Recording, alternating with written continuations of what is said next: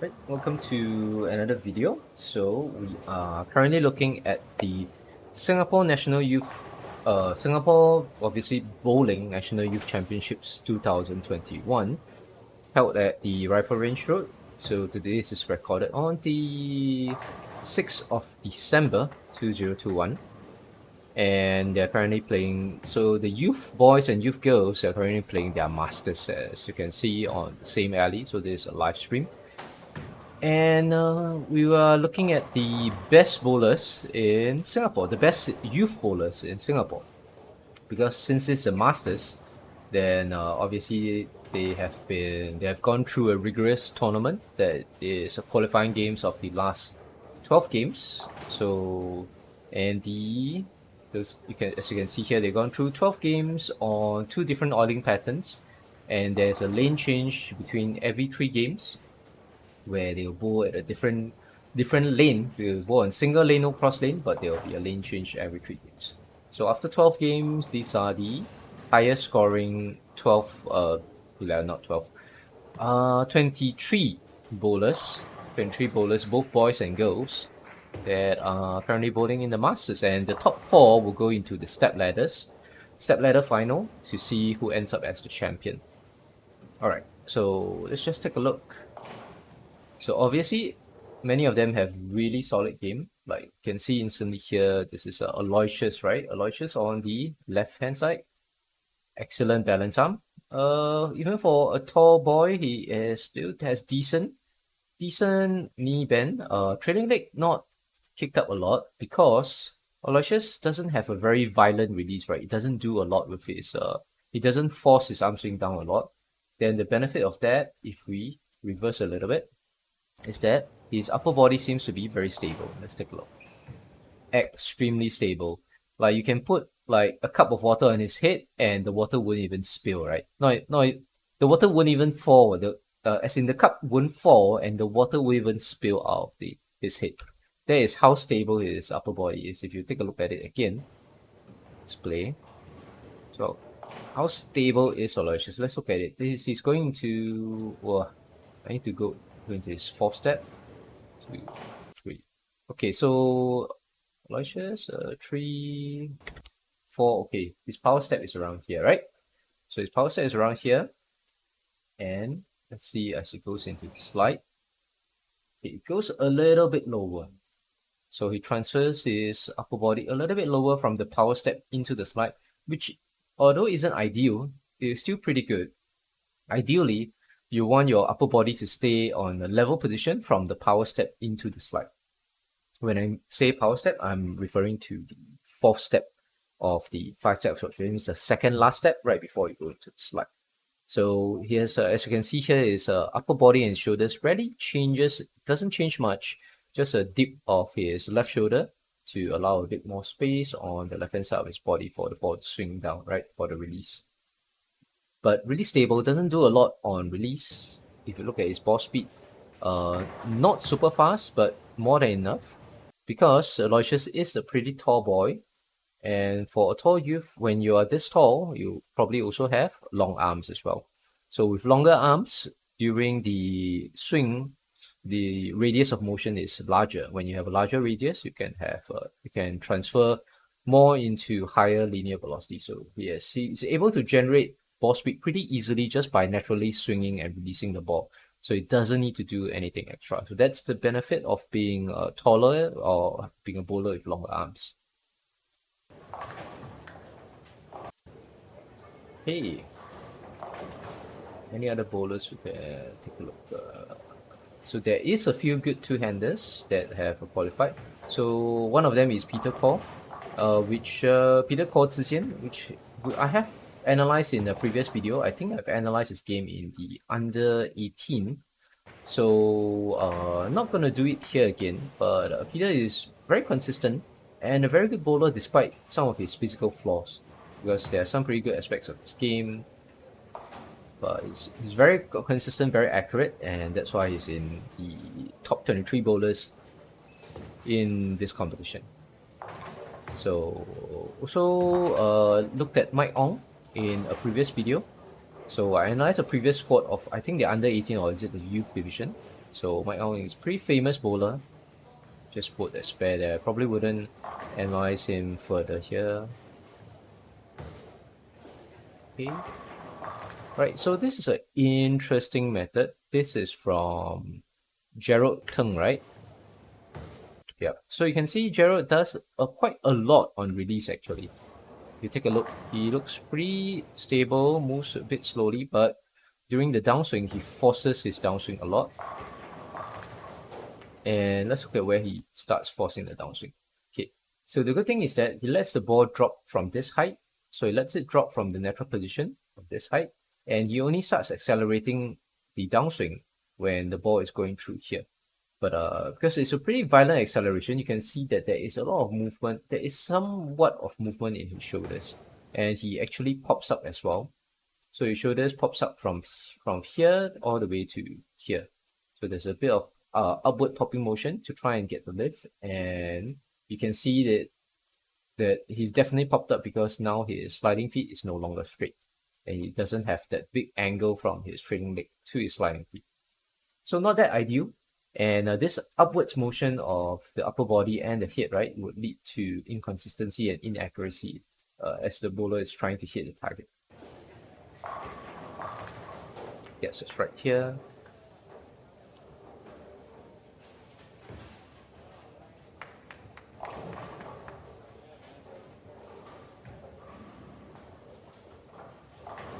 Right. So right now we're looking at the bowler here, national bowler from Eugene Chan. So some backstory, I personally worked with Eugene when he was in the so-called the elementary level in the Bowling and Science Center of Excellence bowling program. So I worked with him in 2020 last year, and he's the fastest learning bowler and the highest performer. Because within 1 year, at the beginning of 2021, he already got accepted into the national team, and his game progressed at an astonishing speed. He improved at an astonishing speed in the year of 2020. Obviously, Coach Sandra takes most of the credit for guiding him to the level that he's now. I only helped a little bit. I didn't help that much because I'm still not that experienced as a coach yet. But Eugene's game definitely exploded, and he's now among one of the top two-handed bowlers in Singapore, definitely. Let's take a look at his game, right?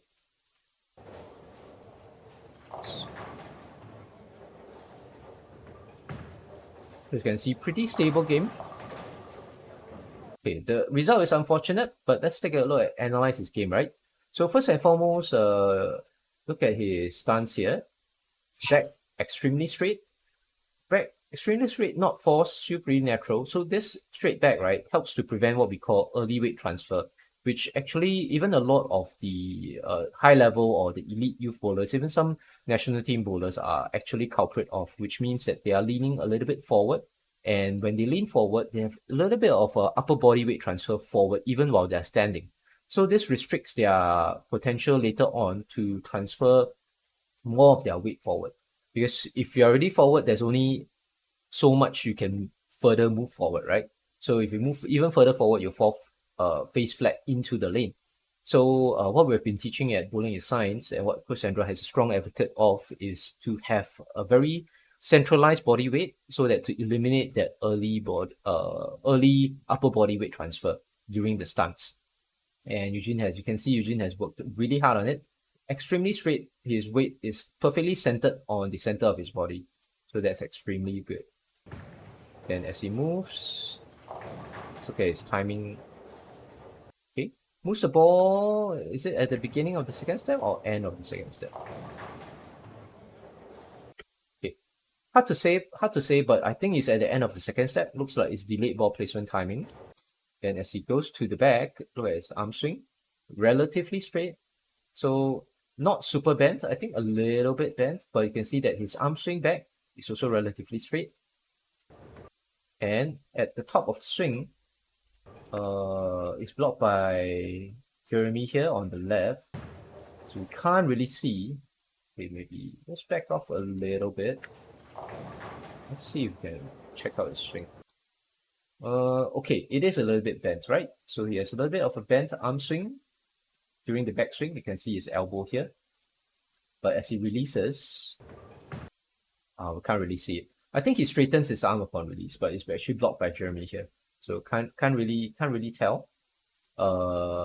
Fundamentals here. Balance arm a little bit high during release, but I think it settles down after he releases the shot. It's still decent. Then good knee bend. So Eugene himself is not extremely tall youth. I think he's about 170 plus because my height is about 160. So he's obviously taller than me, but not by a lot. I think it's about 170 to 172, 173. 1.73. So he's not extremely tall, doesn't have really long arms, but he's able to use his physical game really well. So has a very smooth physical game. Fundamentals are excellent nowadays. So good knee bend here. Trailing leg, I think, extended well over here. Doesn't kick out his trailing leg a lot during release. If we go back to the release, he doesn't have a very forced or very violent release. So because of that, he doesn't need to kick up his leg a lot. He kicks up just a little bit. The highest his leg goes until it's here. And his upper body and his head doesn't move a lot during the power step into the release. Let's take a look at his power step into the release of the ball. Okay, so his power step, we look at the shoulder level. During the power step, that means the second last step before the slide. Power step is shoulder level is here, right? So after release, dips a little bit during the release while it's releasing the ball, but after release, the shoulder level is here. So comparison-wise, that means his head and shoulder movement is very minimal, very little head and shoulder movement, which helps the bowler to be very consistent and accurate in hitting their target. Because the more you move your head, the harder it is to hit your target. Because imagine if you are looking at the breakpoint from here, and then as you release, you are still looking at the breakpoint from here. There is a little bit of change in the angle, but not as much as if you move your head up. So the bad thing would be, imagine if a bowler that releases pops their upper body up, then their head is now here. So now they're looking at the angle, they're looking at the target from the red line instead. So that change in your targeting line from your power step into your finishing position as you release the ball, if you have a very big change in your height of your head, then it's very disturbing to the eye. It's very disorienting, and it shakes up your target. So it's kind of like trying to hit a moving target instead of a stationary target, which makes it a lot harder. So those are really good aspects of the physical game. So you can see that his ball speed isn't the fastest.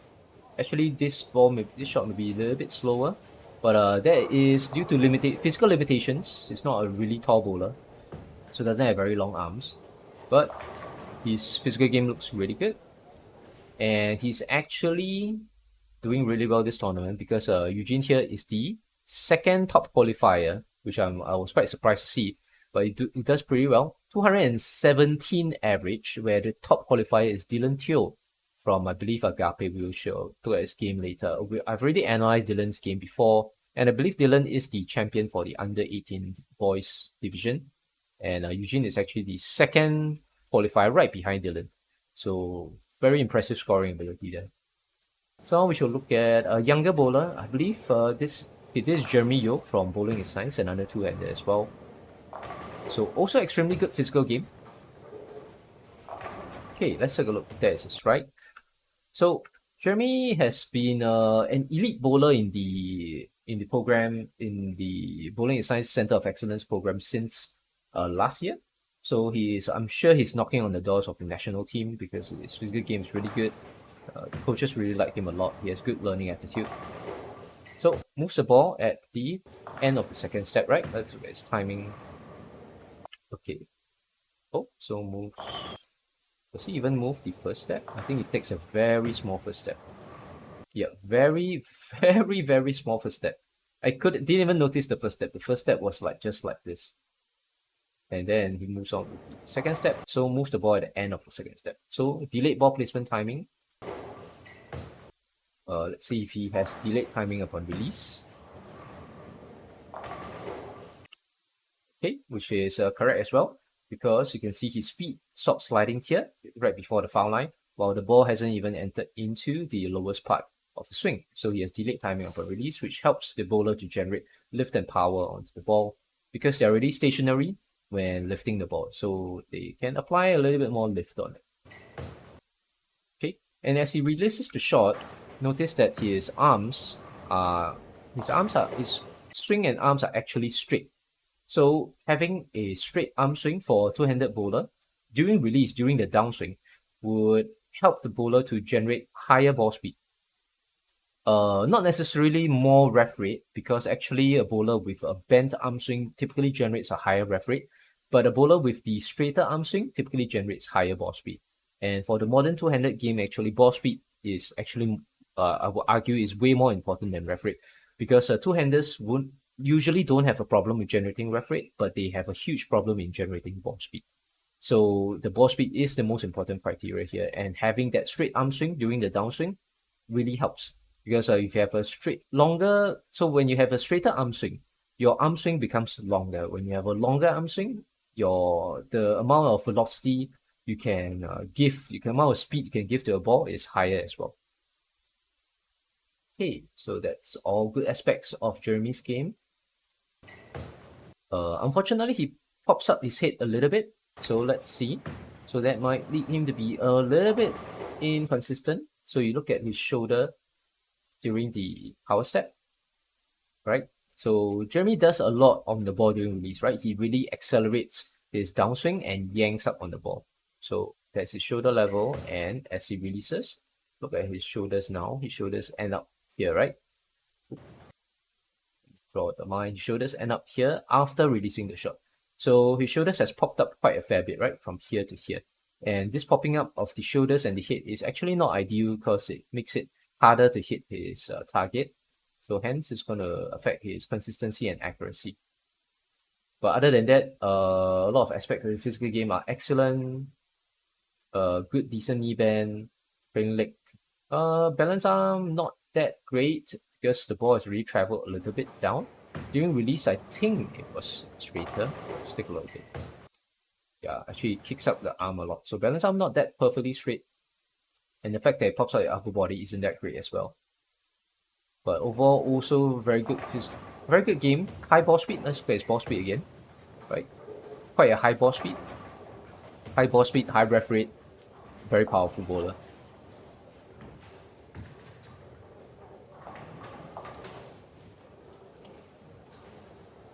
Okay, let's take a look at some of the other lanes.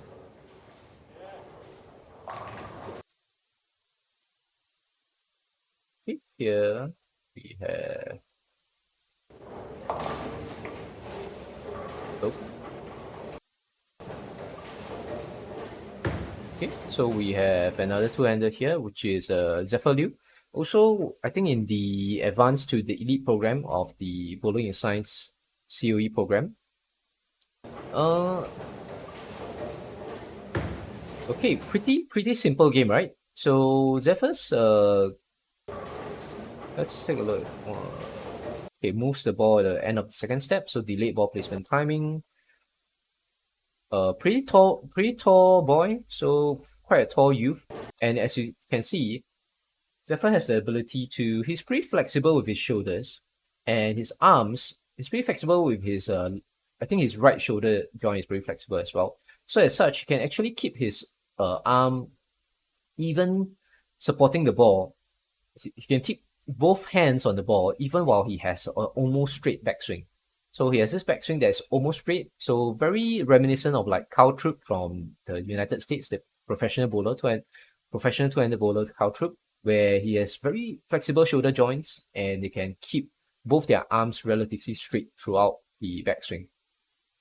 Also, I believe Jasper Svensson as well keeps his arm pretty straight in the backswing. So they have to have a pretty flexible shoulder joints in order to be able to do this. So this is a benefit. So they can keep their arms pretty straight, and having straight arms, as I mentioned earlier, or when they release, they give higher ball speed. So let's take a look. Can't really see, but I remember he has decently high ball speed. Not the fastest in the competition here, but still decently high ball speed. It's helped out with the fact that he is a pretty tall guy as well. So having long arms also helps. But his game is very straightforward, very simple, having a little bit of drift. Like if I go back a bit, he has a little bit of drift in the shuffle step. Yeah, a little bit of drift here. Like a bit of drift on his third step towards the right to open up the body a little bit. Not that, so it's not that ideal. That means he's not as, so his target line from here will be now changed to something like this, right? Should change just a bit to the inside due to that drift. So that's not that ideal. But other than that, this game looks pretty straightforward, but a little bit of popping up of the upper body and the head during the release. So not that great because it makes him a little bit less consistent. But physical game, good as well. Knee bend, good. Balance arm, not perfect, relatively straight. Yep, yep. Not perfect as well for the balance arm.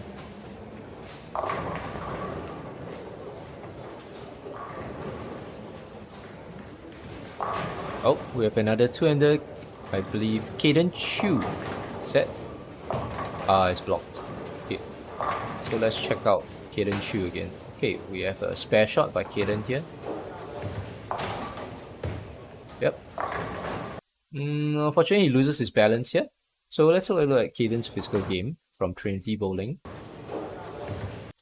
Okay, moves the ball at the end of the second step. So you can see, because he has already moved his right feet, right?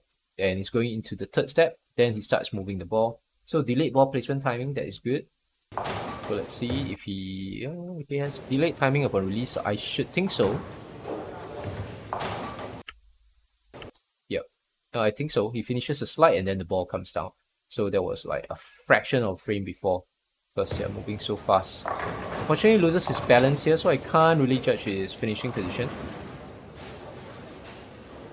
But if you look at his downswing, yeah, can you see the downswing? I think Coach Irene actually comes into the frame and blocks it at the last second. Okay, yep, so you can start seeing it here. You can really see that he's in the process of straightening his arm during the downswing. So that is one very good aspect for two-handers to learn from Caden here. And I think a lot of the top two-handers here, you will all see them having a very straight elbow and relatively straight arm swing up when the ball is coming down. Because when the ball is swinging up, most of them have to actually have their elbows bent because they don't have like flexible shoulders like Zephyr, which we analyzed earlier. So they have to keep it bent so that their left hand, so that their non-bowling hand can still stay on the bowling ball. But as the ball swings down, they can actually relax and extend their bowling elbow and straighten out the bowling arm. So when you straighten out the bowling arm, you have a longer arm swing, which means your movement will be, so your downswing will be more consistent because you have a better arc in the downswing and you can have higher ball speed during the release as well. Yep, so straightens arm during the downswing. Gets a spare. Good.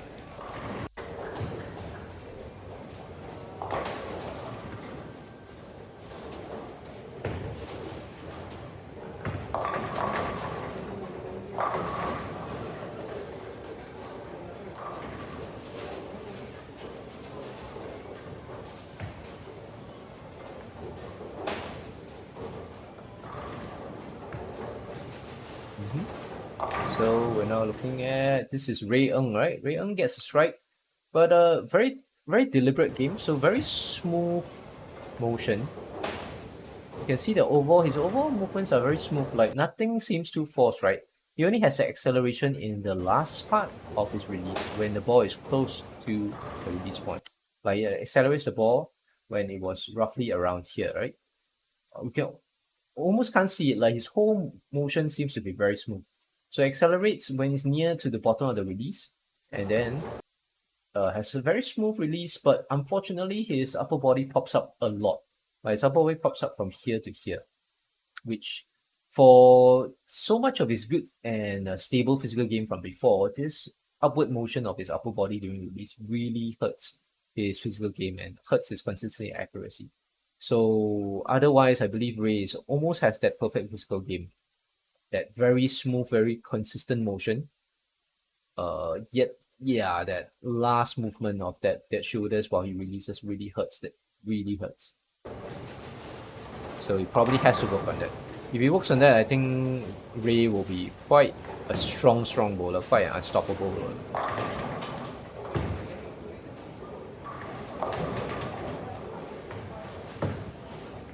Okay, so we have Wilfred So Wilfred is unfortunately the second place, got the second place in the under 15, just yesterday, yesterday or 2 days ago, which I have actually analyzed the step ladder finals.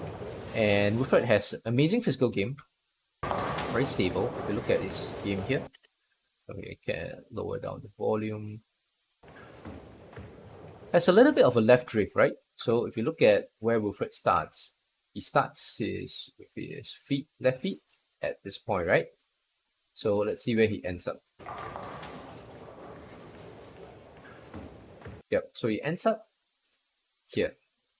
So ideally, if your feet doesn't have any drift, the bowler should walk straight like this. So Wilfred at least has a drift of about close to 10 boards, which is actually not ideal, which means his whole body is moving towards the left. So this actually hurts the bowler's consistency and accuracy, because when he was standing here before, he was looking at his target from this point. But now, as he as he releases and is at his finishing position, his left feet is now aiming at here instead. So his target point and his aiming lines are totally changed. So that also disorients the body, makes it harder for the bowler to be consistent and accurate. But in spite of that, so probably not as disciplined today. Actually, Wilfred's physical game looks a bit better during his sub ladders, and today it seems like his balance leg is not as straight. So, and that left drift seems to be hurting him as well. So maybe the fatigue might be coming into Wilfred's game. So unfortunate that Wilfred it doesn't seem to be as disciplined in his physical game today. It might hurt him into having that 7-10. It might hurt him in today's competition. Today's master qualifiers, hard to say, because sometimes when this bowlers, they bowl every day, right? Like every day, 6 to 8 games. Masters are 8 games, and then there's also additional games in the step ladder finals. So before that, the qualifiers, they bowl like 6 games a day. So consecutively bowling so many games, the fatigue is definitely gonna come in. So I assume Wilfred's body seems to be quite wearing down now, because it seems like he's not that disciplined in his knee bend. But I can definitely, my belief is that because Wilfred's game looks a bit better when I saw him before in the previous day and the previous few days ago, and he seems to be a little bit like going off balance, standing straight up, so not as disciplined with his knee bend, which I would probably account to fatigue.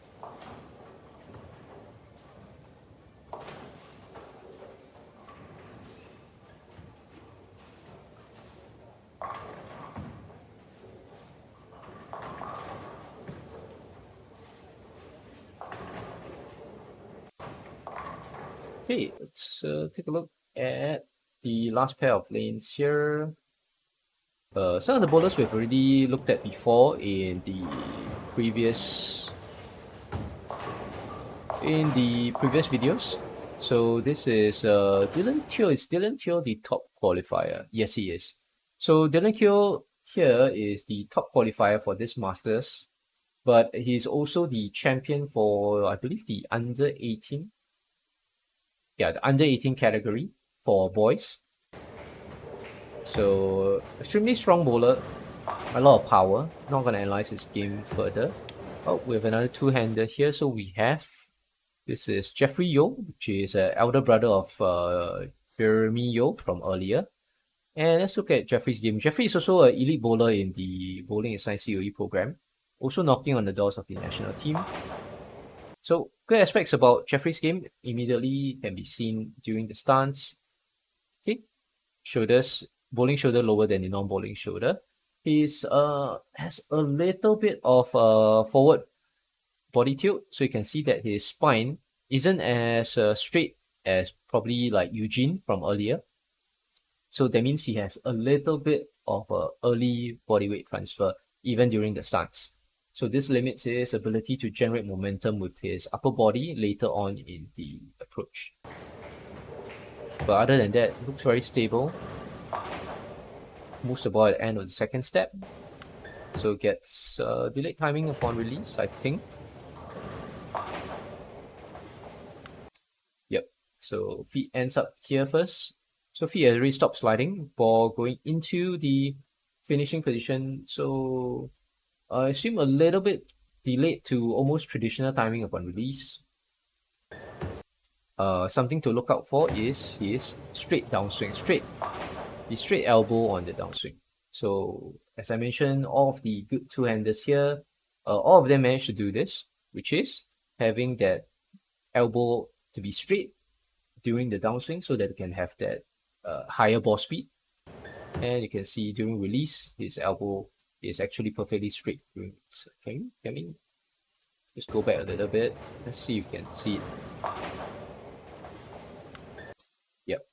Yep. So you can see it here. So during release, elbow is perfectly straight and arm swing is straight as well to get a higher ball speed. Yeah, unfortunately, he pops up his upper body a lot. So during the power step, his shoulders were here. And then after releasing, the shoulders pop up here. So this pop up from the finishing position from the power step into the finishing position isn't good. So will lead the bowler to be a little bit more inconsistent, a bit harder for them to hit target.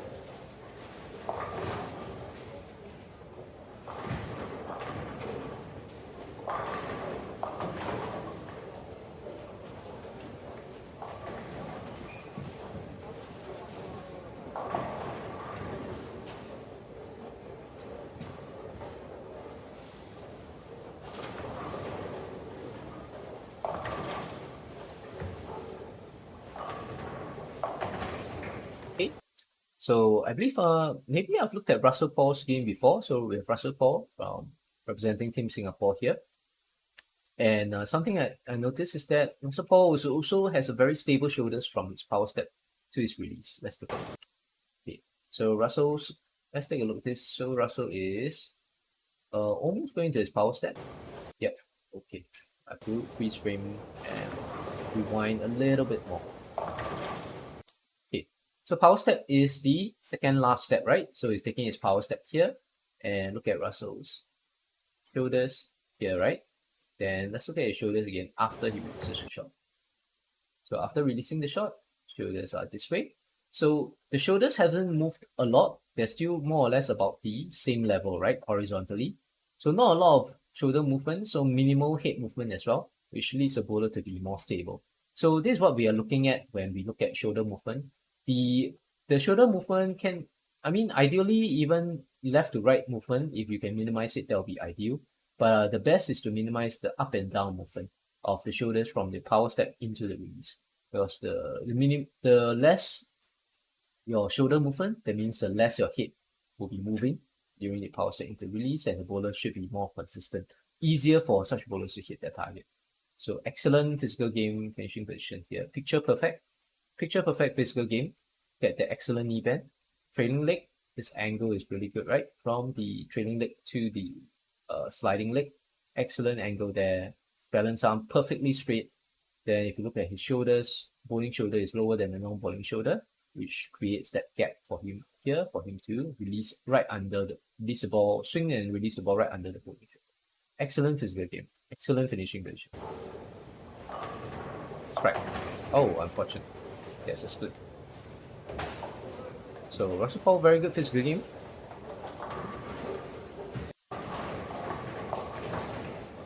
And we've looked at Josh Goh's game before. So Josh Goh, the two-hander here, analyzed his game in the previous video.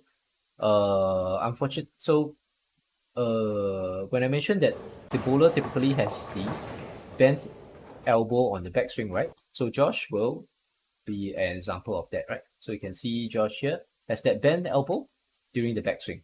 So this is typically what most two-handers in today's game will be doing, because very few of us have that flexible non-bowling shoulder that can make both arms perfectly straight during the backswing. So the bowler typically naturally has to bend their elbow to keep their non-bowling hands on the ball during the backswing. But to remedy that will be that during the downswing, the bowler straightens the elbow. Let's see if you can catch a freeze frame of it. Yep. So you can see here, that's Josh, right? So as Josh goes into the downswing and as he releases the shot, he tries his best to straighten the elbow. So his elbow is definitely a lot straighter than as you can see in the top of the backswing here. Straightens it so that you can get that higher ball speed from that straighter downswing, straighter arm swing on when the ball is on the way down.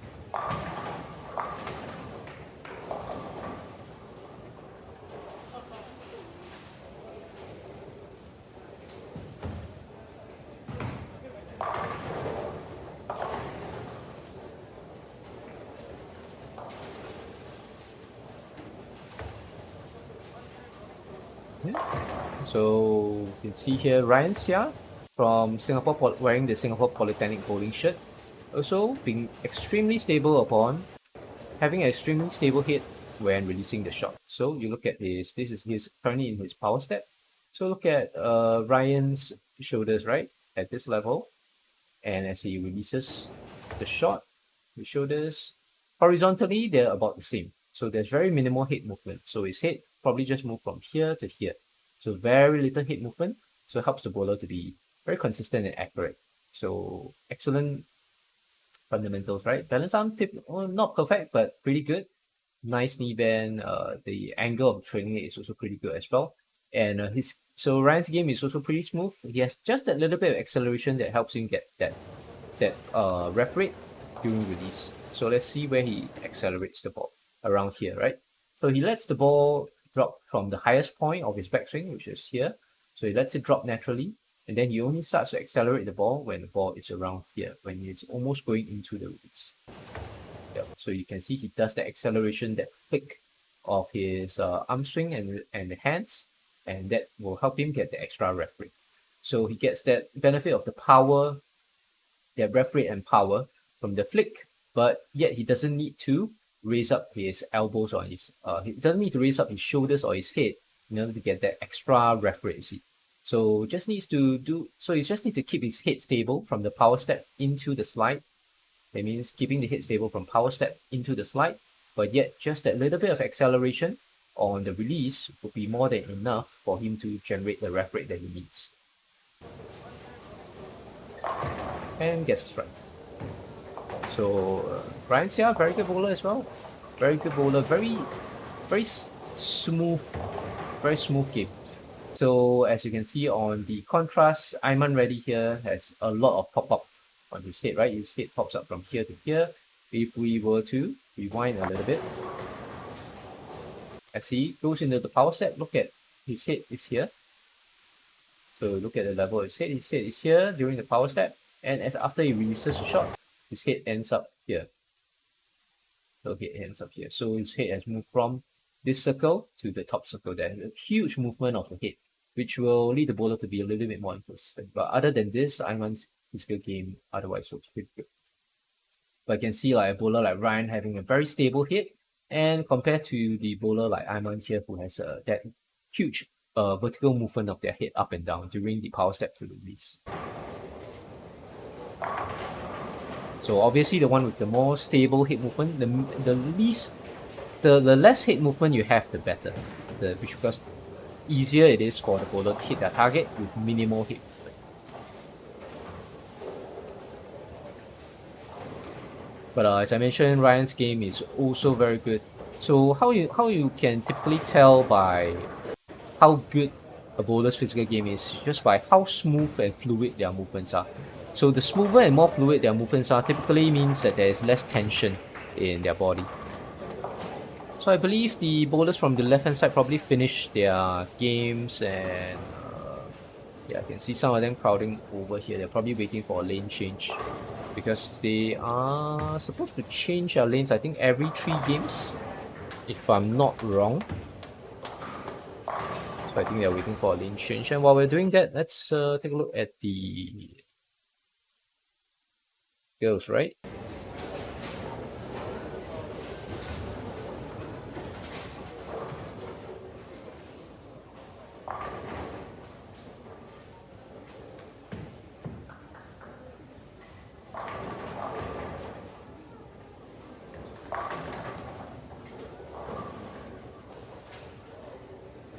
So I don't think we have any two-hander girls in this masters for the youth girls division. So all one-handers here.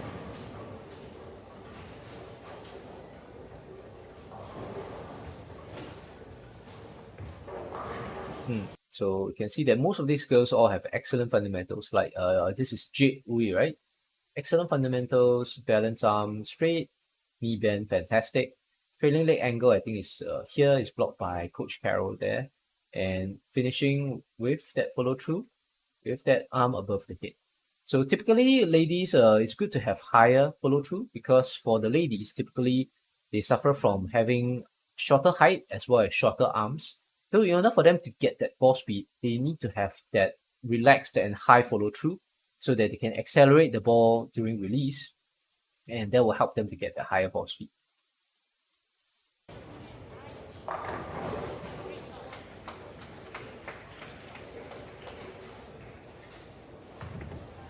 Obviously, shorter height, shorter arms as compared to guys. So not as compared to like each other, but as compared to male and female. So guys typically taller, having longer arms, has the advantage in generating ball speed.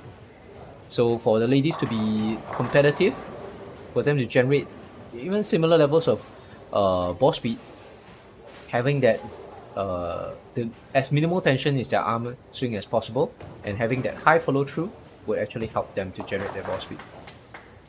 So you can see all the Singapore bowlers here, Singapore team bowlers here, all of them have high follow throughs, right?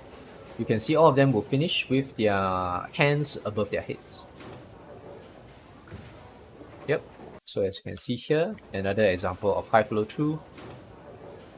This is from is this Evangeline? No, this is Lim Shi'en. Lim Shi'en here, yep, having a release. So hands above the head.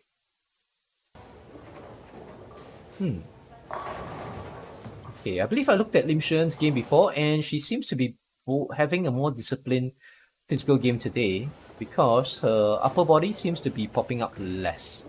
She pops up a little bit. Let's see. So during the power step, her head is here, right? So where her head is, and then as she releases, her head ends up here. So still a little bit higher, but I think the pop-up is a lot less than what she was doing in the previous, maybe I think the under 18 or the under 15 the qualifiers.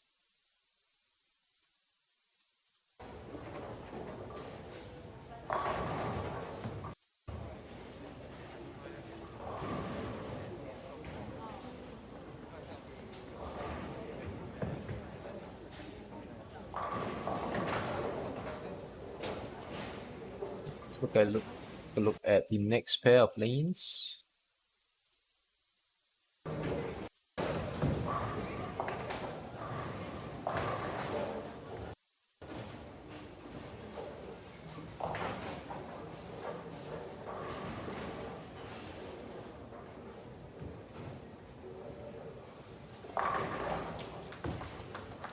So all examples of good physical game, as you can see on almost all the female bowlers here.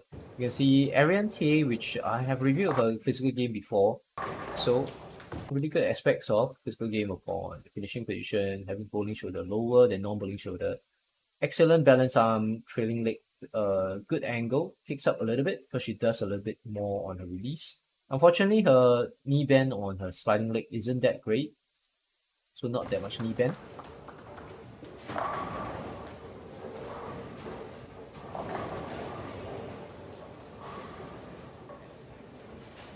So maybe we can analyze some of the lines or the lines of attack that these bowlers are playing. Okay. So take note that for this tournament, right, so most of these is either a 42 feet pattern or 47 feet pattern. So I can't tell based on their ball reaction, but I would think this should be the 42 feet pattern because this female bowler here has a break point around board 10.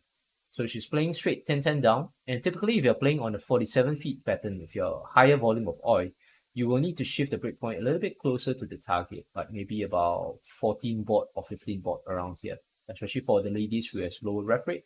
For the men, because of the higher ref rate, they will typically have their breakpoint maybe 1 or 1.5 bauds to the right of the ladies.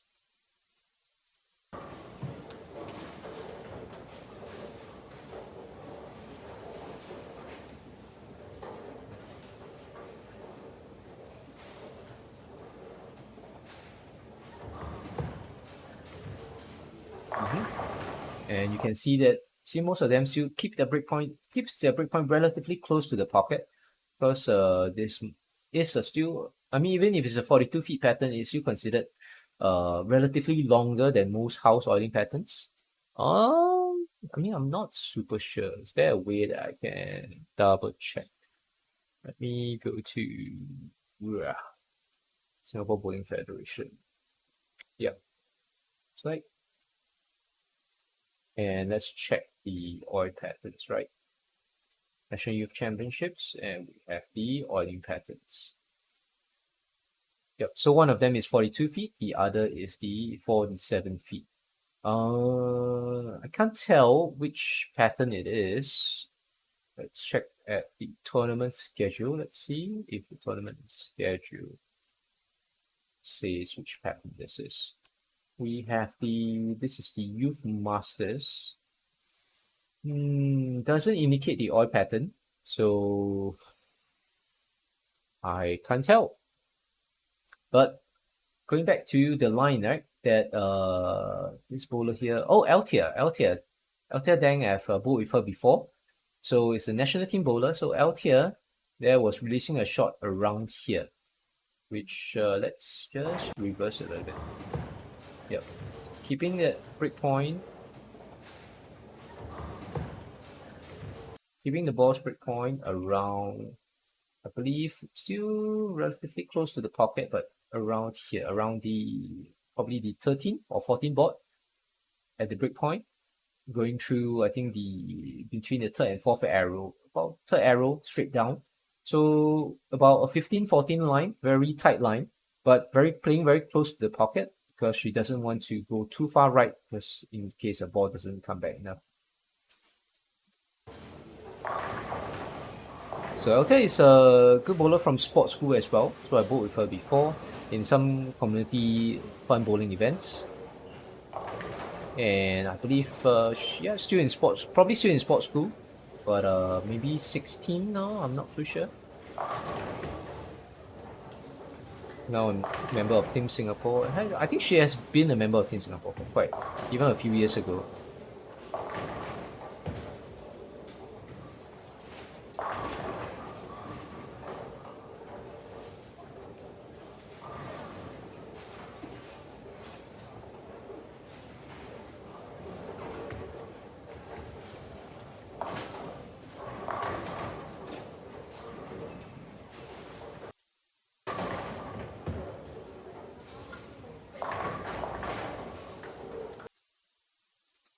Let's look at the last pair of lanes here.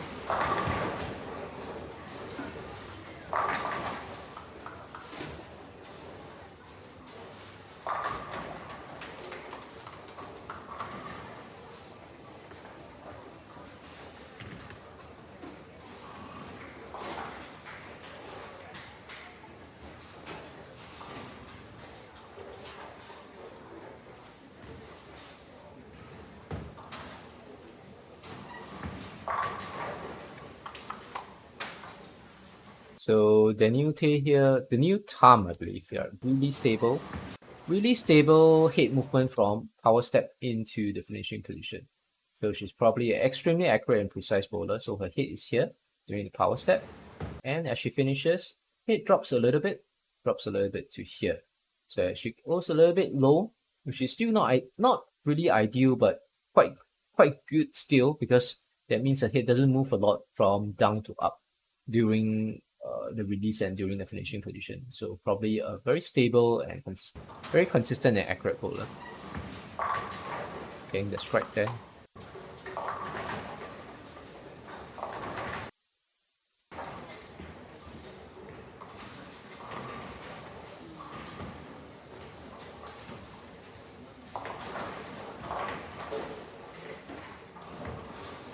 Yep.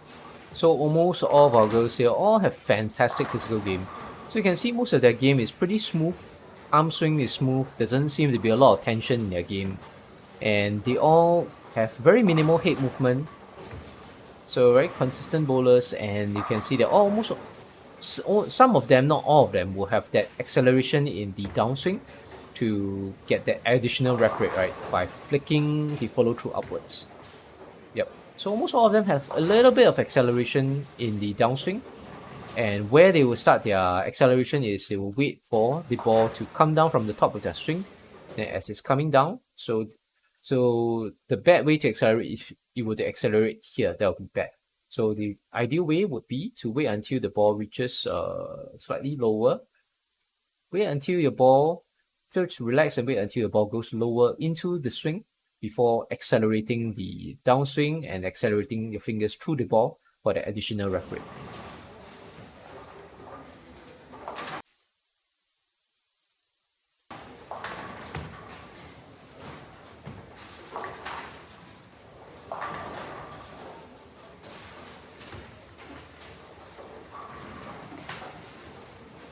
Okay, so that'll be it. So for the girls, all of them have pretty good physical game. Nothing much to say about this. And even strategy-wise, I think it's pretty straightforward. Most of them will be playing the tighter lines closer to around the third arrow. So they want, because that's mainly because it's a longer oil pattern. Whether is it 42 or 47 feet, both are considered. 42 is considered a medium to almost long oil pattern, while the 47 feet oil pattern is definitely considered long. So for the longer oil patterns, you want to keep your breakpoint closer to the target. So in general, there is this formula that we call it the rule of 31, if you've ever heard of it. So I'm gonna type here, which means that wherever is the oil pattern, let's say, assuming it's 47 feet, right? You subtract that from 31. So the result here, 47 minus 31, you get like 16, right? So 16 would be the breakpoint, the target board.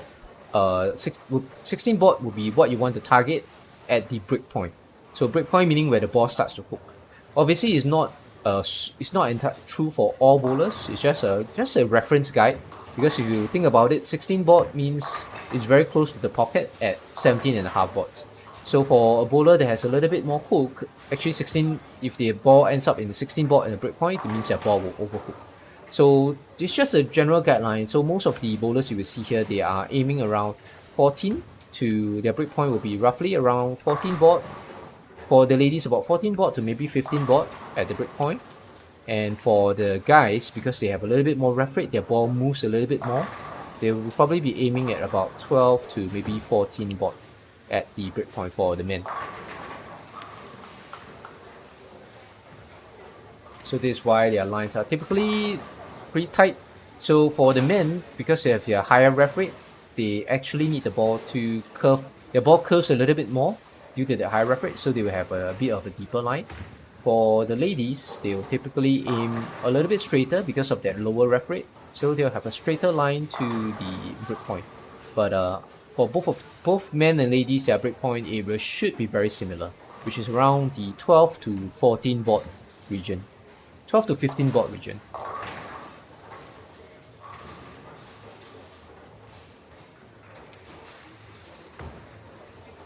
Yep, you can see Arian there playing exactly that red line that I drew. So Arian plays that tight line closer around the in between the third and fourth arrow, which was where I drew earlier. She wrote directly on it, and the ball ended up at the breakpoint around I believe around the 15 board or the 14 board, and she got a strike. Roll straight into the pocket and get the strike. Okay, so I'll end this analysis video here. I'll probably do another video when they go into the step ladder finals later today evening. Alright, thank you for watching. See you guys next time.